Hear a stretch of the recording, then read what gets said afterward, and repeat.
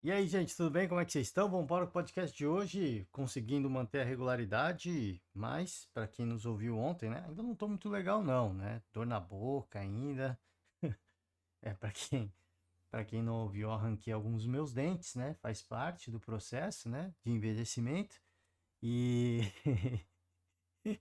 e brincadeiras à parte, e eu também não tô com a garganta muito legal ainda, não tá 100%, tá arranhando um pouquinho. Então, hoje mais uma vez um daqueles podcasts rápidos, a gente não vai se delongar muito, né, nas divagando sobre os assuntos, né, refletindo sobre alguns assuntos. Inclusive tem um hoje que eu queria até me delongar um pouquinho mais, que é a saída, a despedida do Paulinho do Corinthians, mas a gente vai ficar por aqui. Vamos trazer apenas a notícia e finalizamos, tá? Finalizamos. Bom, primeira notícia que eu queria repercutir com vocês é em relação ao Grêmio Internacional. Eles que é o artigo do GE, tá? Por Martim Fernandes, Matheus Trindade, Rafael Zarco e Ronald Lincoln Júnior. Analisam jogar o Grenal no Maracanã e podem dividir estádio e CT em Porto Alegre. Os dirigentes avaliam o propósito de disputar o clássico no Rio e não descartam usar Beira Rio e CT Luiz Carvalho do Grêmio ao mesmo tempo, tá? Cara, assim, eu acho interessante a proposta, a ideia. A questão de jogar um Grenal no Rio Grande do Sul talvez fosse mais interessante para mim, por causa da possibilidade de você unir o povo gaúcho, mas como a gente sabe, a situação lá não está legal, né? A situação no Rio Grande do Sul não está bacana e não há condições, tanto do Beira-Rio quanto da Arena do Grêmio, de receber nenhum tipo de jogo no momento, tá? Num curto prazo, pelo menos. Não digo, não vou nem dizer no momento, mas num curto prazo. A gente teve imagens dessa semana da condição do estado do gramado da Arena do Grêmio, por exemplo, né? E não dá, assim, a imagem, ela não fica muito clara como é que tá o gramado, a terra embaixo do gramado, mas uma vista aérea já mostra que não tá legal, né? Não tá legal e que vai levar tempo para fazer a manutenção e os ajustes necessários para que seja possível a prática do futebol naquele gramado, tá? Não sou especialista, mas essa é uma avaliação que a gente faz apenas olhando uma imagem de cima, né? Pelo drone. Enfim, seria interessante o Grenal lá? Óbvio que seria, mas eu acho que não tem condições, né? De você receber nenhum tipo de evento esportivo de grande porte neste momento no Rio Grande do Sul. Claro que, volto a repetir, seria muito interessante, seria uma grande festa. Se fosse possível, seria perfeito, mas a gente sabe que não é, né? Então, a CBF já começa, né, a estipular aí, definir datas, né? A gente sabe que uma das datas FIFA, por exemplo, das datas FIFA não vai rolar por conta do calendário. A CBF quer terminar o campeonato nesta temporada, tá? Então, o Clássico Gaúcho do primeiro turno é do mando do Tricolor. Previamente, a partida estava marcada para o fim de semana do dia 15 de junho. No entanto, com a retomada da Série A a partir dos jogos adiados da sétima rodada, o Clássico passou para o final de semana do dia 23. Tá perto, né, gente? Tá muito perto. E não há condição nenhuma, né, de, por exemplo, ter um jogo lá, né? Porque, assim, se fosse para ter um jogo no Rio Grande do Sul, seria, né, para ter na capital, seria para ter em Porto Alegre, né? Acho que seria o grande barato de você ter um jogo, um Grenal no Rio Grande do Sul, seria ter o jogo em Porto Alegre, independentemente de onde fosse o mando de campo, tá? Na verdade, tem uma proposta para isso, Grenal no Maracanã. Estamos analisando porque passava pela reunião também, admitiu o presidente do Grêmio, o Alberto Guerra. No caso do Grenal, é mando do Grêmio. Vai depender de como o Grêmio está imaginando isso para que a gente possa ter definição. E aqui o presidente do Internacional, o Alessandro Barcelos, tá? Vamos ver. O Inter prevê 60 a 90 dias, de 2 a 3 meses, para voltar a utilizar o gramado Beira-Rio.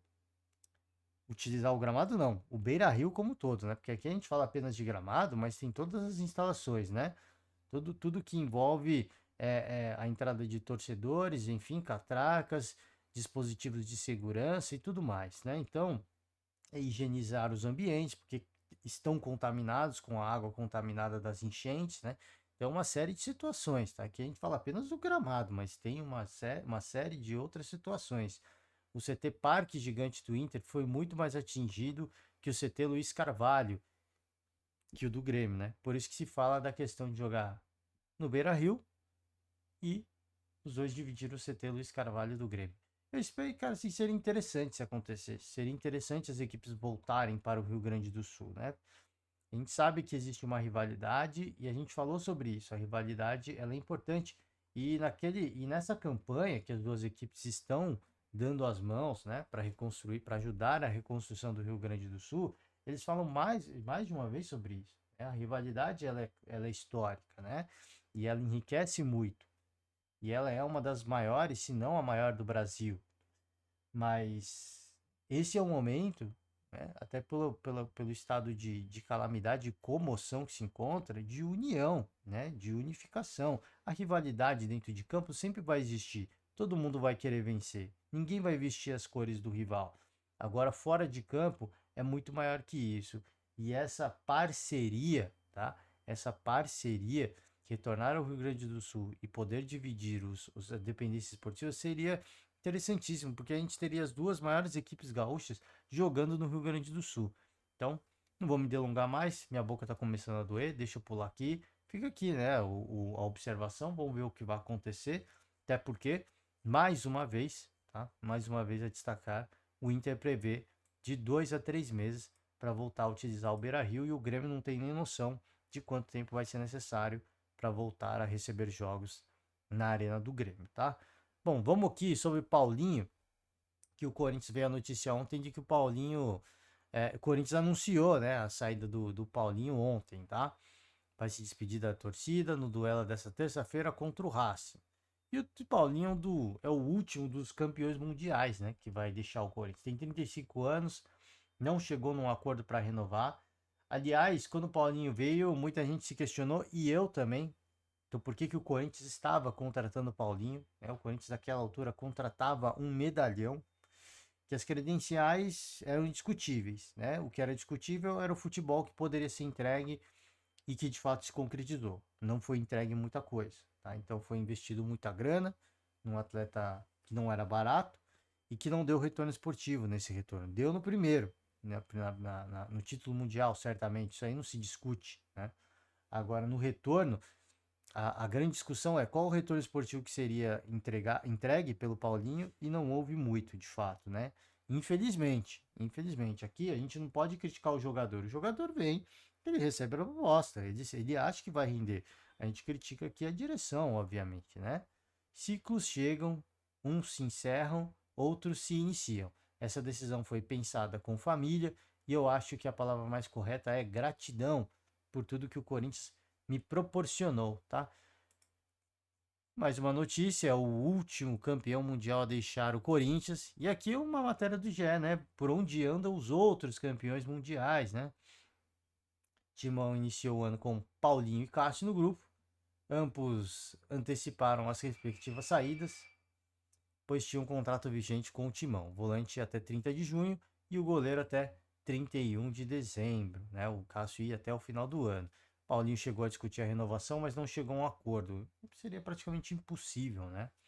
Seria praticamente impossível. As cifras teriam que baixar muito para o Paulinho se de repente continuar no Corinthians, tá? Vamos lá? Outros campeões mundiais, o Cássio deixou o Corinthians aos 36 anos, vai defender as cores do Cruzeiro. Alessandro aposentou-se pelo Corinthians e atuou como gerente de futebol na gestão do Ilho, para quem não se recorda, né? Alessandro muito presente na gestão do Ilho. Chicão também já aposentado. Paulo André pendurou as chuteiras e migrou para a gestão esportiva. Fábio Santos se despediu dos gramados pelo Corinthians no fim da última temporada, né? Muito criticado o Fábio Santos na última temporada. O Ralf segue na ativa aos 39 anos e defende o Vila Nova. Paulinho deixou o Corinthians sem definir, sem anunciar o futuro. Danilo segue no timão, agora como técnico da categoria sub-20. O Danilo comandou o Corinthians naquela tumultuada fase, né? Se eu não me engano, o torcedor me corrija se eu estou enganado ali, da transição da contratação do Cuca, né? Saída do Lázaro, chegada do Cuca, vinda do Vanderlei. O Danilo chegou a ser técnico do time principal em um desses jogos, se eu não estou enganado, né? Jorge Henrique aposentado, Sheik, assim como o Fábio Santos, trocou os gramados pelos microfones, é comentarista do SBT, aliás, vale a pena. Você que nunca viu o Sheik de comentarista, fica aqui a minha recomendação, tá? De verdade, eu não estou sendo irônico. Sempre foi um cara irreverente, né? Goste ou não, sempre foi uma figura irreverente, Emerson Sheik, né? Paulo Guerreiro segue a carreira no Peru aos 43, aos 40 anos e recentemente assinou com a Universidade César Valerro, Júlio César. Hoje é dirigente do Red Bull Bragantino, né? Danilo Fernandes defende o Bahia aos 36 anos. Anderson Polga, aposentado. Wallace, e aí vai, né? E aí vai. Acho que eu citei as figuras mais emblemáticas, né? E por aí vai. Você que tem a curiosidade, né? Aqui o Romarinho, né? Despediu-se do Al Ittihad nos últimos dias e está livre no mercado, né? Romarinho fez carreira ali, né? Na Arábia Saudita, no futebol árabe. Acho que para alguns clubes seria interessante, não? Para alguns clubes, não sei, né? O Romarinho no Brasil, não sei como seria, né? Já tá tanto tempo fora, não sei como seria, mas para algumas equipes de menor escalão, talvez seria, talvez fosse interessante, né? O nome do Romarinho. Enfim, né? Fica aquele velho convite para você entrar na matéria do GE, acompanhar tudo na íntegra e para finalizar, a última notícia do dia, que eu tô começando a acusar o golpe, tá? Pedrinho e Vasco SAF se unem para tentar negociar com Felipe Coutinho. Tratativas para repatriar o meia, aqui é o artigo por Emanuele Ribeiro, para repatriar o meia começaram em duas frentes paralelas, mas Pedrinho e Pedro Martins em seguida juntaram forças. Todo mundo está trabalhando pelo bem do Vasco. Pedrinho, presidente do Vasco Associativo, e o Pedro Martins, o diretor de futebol do Vasco SAF. Felipe Coutinho é um sonho antigo, ele é um sonho de muitas equipes brasileiras, mas do Vasco, né? Até pela identificação, é um sonho muito antigo, né? É um sonho de longa data e o torcedor aguarda ansioso. Todo mundo está trabalhando pelo bem do Vasco. O Pedrinho tem feito contatos comigo e com a SAF, olhando para o bem do Vasco, independente de batalhas jurídicas.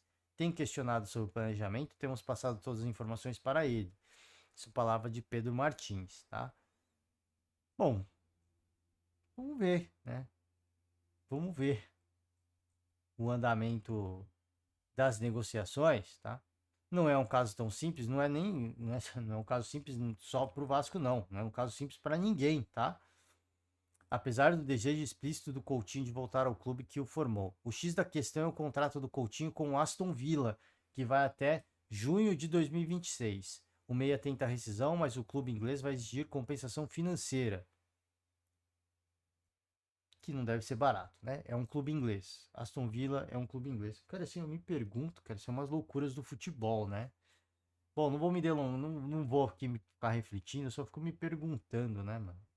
Só fico me perguntando. Antes do Coutinho ir pro Aston Villa, quando o Coutinho estava no Barcelona, ainda já houveram muitas especulações, né, da volta pro futebol brasileiro e tudo mais. E aí fecha assina um contrato longo com o clube inglês. Pô, o Coutinho, ele, né, fez carreira no futebol inglês, mas de longe o Coutinho dos anos de ouro, né, dos tempos de glória. Então, assim, se tem o desejo de voltar para o Brasil, que não é uma crítica, assim, é só uma reflexão, não é uma crítica, de verdade. Cada um faz o que quer e o que o Coutinho ganha no Aston Villa é muito mais do que ele vai ganhar em décadas no futebol brasileiro, né? Talvez nem isso, talvez nem isso. Mas se quer tanto voltar para o Brasil, por que fechou um contrato tão longo com o clube inglês, né? Enfim, são essas coisas que a gente. Não é uma crítica ao Coutinho, como eu falei, cada um faz o que quer, né? Cada um faz o que quer, cada um sabe do seu destino, né? Da sua carreira, mas a gente fica se refletindo nessas coisas. E aí é um entrave que aí depois o Vasco vai fazer uma negociação maluca aqui, porque perder dinheiro o Coutinho certamente não vai, né? Ele não vai. E aqui não é uma questão de falta de amor, não, é uma questão profissional, pô. Estamos em 2024, faltam 2 anos para acabar o meu contrato, eu espero 2 anos e vou pro Vasco, né? Para que eu vou desembolsar uma grana milionária para isso, né?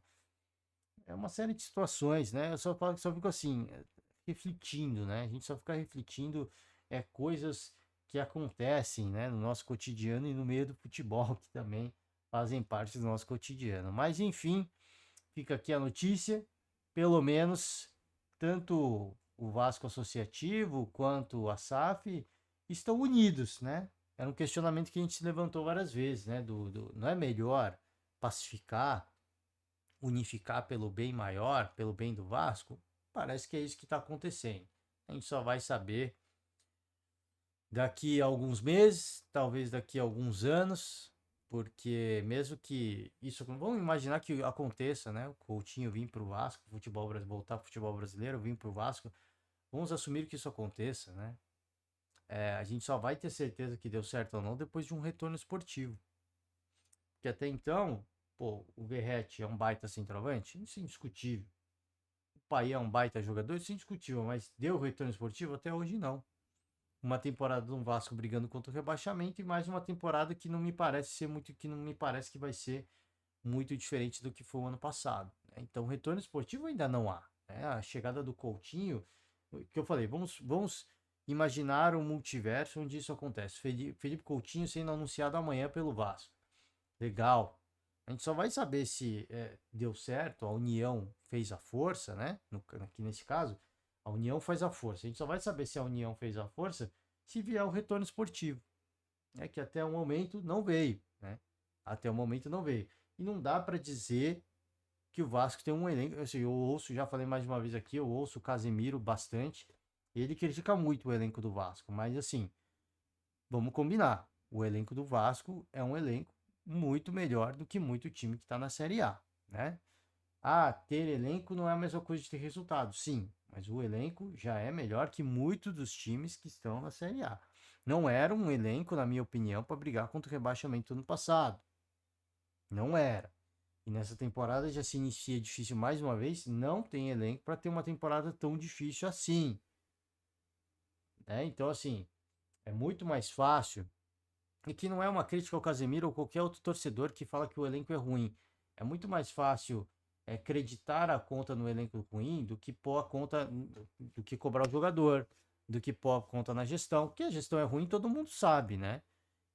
Mas o investimento foi feito. O investimento foi feito. E não é qualquer, não é um caminhão de bagres, né? Vamos dizer assim, vamos usar esse termo. Não é um caminhão de bagre que está ali, que vai ser despejado no pesqueiro para ser pescado. Não. Não é isso, né? Tem uma série de jogadores que de qualidade e nível técnico questionável, sim, mas que está na média do futebol, que está na média do campeonato. E tem alguns outros que, poxa, tão um pouquinho mais velho, estão, mas pô, estão acima da média do campeonato, né? Em termos de talento com a bola nos pés. Então, é muito fácil ficar falando cobrando reforços, porque você joga um problema para baixo do tapete. Não, o problema é reforço, o problema é reforço. E aí, tá, uma hora o dinheiro vai acabar. Nem o Palmeiras fica fazendo reforço desse jeito, trazendo reforço desse jeito. Quem fica trazendo reforço toda temporada é o Flamengo, mas o Flamengo pode. O Flamengo pode ficar trazendo reforço. Que eu falei, nem o Palmeiras, que é o Palmeiras, fica fazendo isso. Né? Então, assim, tem que chegar uma hora que tem que. Poxa, como é que o Cuiabá faz uma campanha que fez o ano passado e o Vasco com vários reforços não consegue? Né? Então são uma série de reflexões que tem que ser feitas, mais profundas, eu acho, né? Para a gente falar que a união. A união, eu não quero ver a união no Vasco através de reforços, eu quero ver a união através de retorno esportivo. Que esse ano seja um ano bom, que o Vasco vá longe na Copa do Brasil, que o Vasco não brigue contra o rebaixamento, esteja brigando ali por uma pré-Libertadores. Isso para mim vale muito mais do que trazer o Felipe Coutinho, né? Mas enfim, que é uma grande vitrine, que é um grande nome, que anima o torcedor, isso não há dúvidas, tá? Gente, é isso, eu vou finalizar por hoje. Já cheguei, passei do meu limite. Vamos trazer a agenda do dia? Vamos trazer a agenda do dia, já estamos aqui. Vamos pegar a agenda do dia, tá? Agenda do dia da semana também. A gente vai ter Taça Comebol Libertadores. A gente tem Botafogo encarando o Júnior Barranquilla. Atlético Mineiro, que deixou escapar o 100% de aproveitamento, encarando Caracas, mas segue na briga, tá? Segue na briga pelo 100%, pelo 100% não, pela melhor campanha da fase de grupos da Libertadores. Vamos ter Corinthians, agora sem o gigante Cássio. Internacional entre campo, hein? Uma partida a ser observada muito de perto para ver como é que vai ser esse retorno do Inter. E o Bragantino vai encarar o Coquimbo Unido, tá? E aí, vou acompanhar de tudo um pouco. Amanhã a gente está de volta. Atenção especial, não vou negar aqui, vou deixar uma atenção especial ao jogo do Internacional. Já estou destacando, então de repente amanhã você fala, pô, tá deixando um destaque maior para a Sul-Americana. Não, é especialmente para o Internacional. Estou muito curioso para ver o retorno, tá? A gente tem na quarta-feira o retorno do Grêmio e a gente também vai observar muito de perto, tá? É isso. Por hoje encerro. Muito obrigado. Você que nos acompanha até aqui, deixa aquela famosa moral. Um forte abraço e amanhã estamos de volta. Tchau.